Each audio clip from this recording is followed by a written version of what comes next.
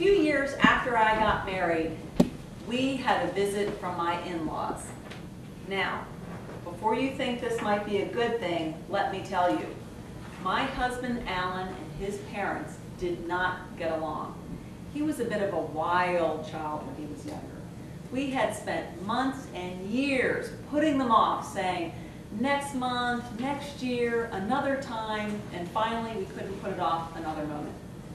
They came down to visit us here in Austin, Texas, drove down from Pennsylvania in a 38-foot custom-designed mobile home, and my mother-in-law did not have a driver's license.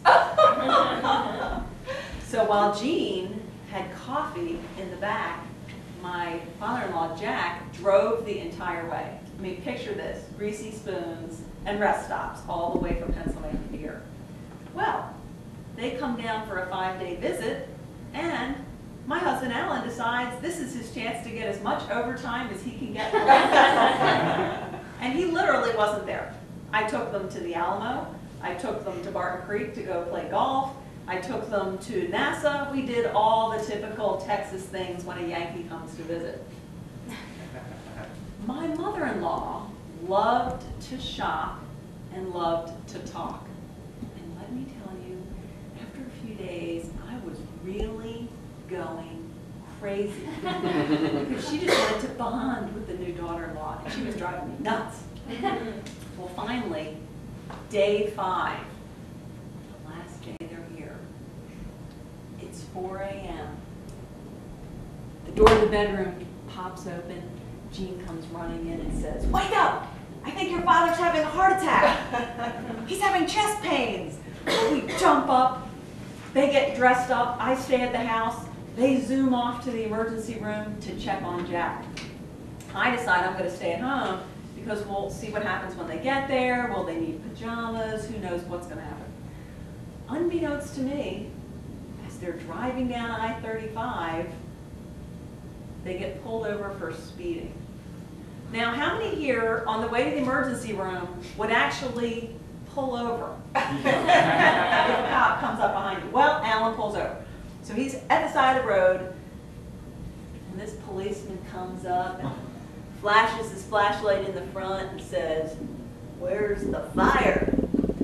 And Alan says, "I'm bringing my dad to the emergency room. I think he's having a heart attack." And the policeman goes to the back seat with the flashlight, and there's my in-laws with their hair all messed up. They're wearing their pajamas. And he's like, "Go, go, go." And so they peel off and go down to the emergency room.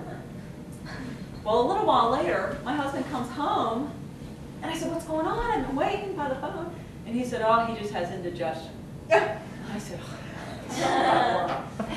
Well, right about that time the phone rings. Alan picks it up and he says, "Hello? Yes? Yes. Okay, we'll be right there. That's the emergency room nurse. My father's having a heart attack right now. We have to get back to the hospital." Well, at this point I said, okay, we need some sanity here, so I'm going with him. So we go down to Brackenridge Hospital, go into ICU, turn a corner, and there is Jack laying on a slab. Now, I know that's what you say when somebody's in the morgue, but there was no other way to describe it. It looked like he was laying on a slab, and he did not look good. And there's Jean. Go in, and she says, "He has indigestion." And I'm thinking, well, why would the emergency room nurse call? And about that time, the doctor comes in. He's got this long EKG on a ribbon. He's got this really serious look on his face, and he says, "This is very serious." And Jean says, "Oh, he just has indigestion." And he leans over, grabs Jean by the front of her shirt, and throws her up against a wall and says, "Lady, if you don't stop this thing about the indigestion, I'm kicking you out of here for the entire time your husband's in the hospital." I thought, and I've put up with this for 5 days. Well, he says, "This is an emergency. He needs open heart surgery, and he needs it fast. There's a surgeon coming in any minute, and we're going to have surgery, and it's going to have to be today."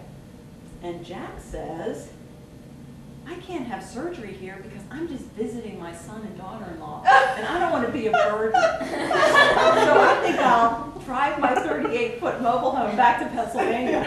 And the doctor's like, "What?" Well, he's about ready to start this discussion, and he says, "Oh, here's the heart surgeon now. And in walks a guy wearing like tropical fish print scrubs. He has a stethoscope that has big hunks of turquoise on it, Rasta braids down to his waist.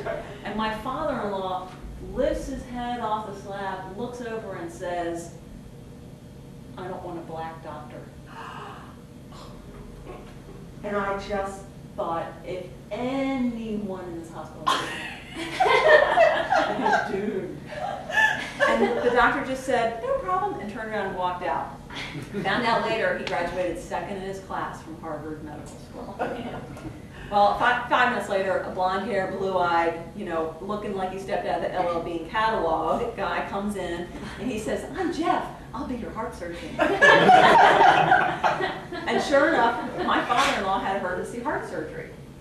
Well, the day after his heart surgery, they brought him his first meal, and it was a chicken breast, broccoli, and rice.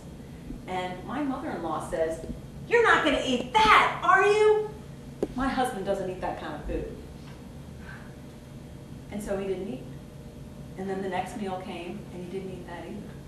And then the next meal, and the doctor started panicking, saying, "You've lost 3 pounds, you have to eat." And they convinced the doctor that the only thing Jack would eat was a hamburger from Hut's. So they drove down to Hut's, and there he is, first meal after heart surgery. And the doctor's in the corner just staring at him.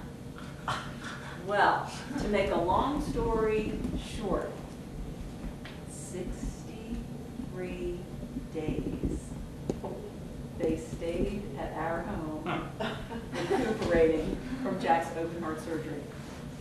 The night they left, my sister from Orlando called me on the phone, and she said, "I just want you to know one thing. You're not going to have to spend any time in purgatory because you've spent hell on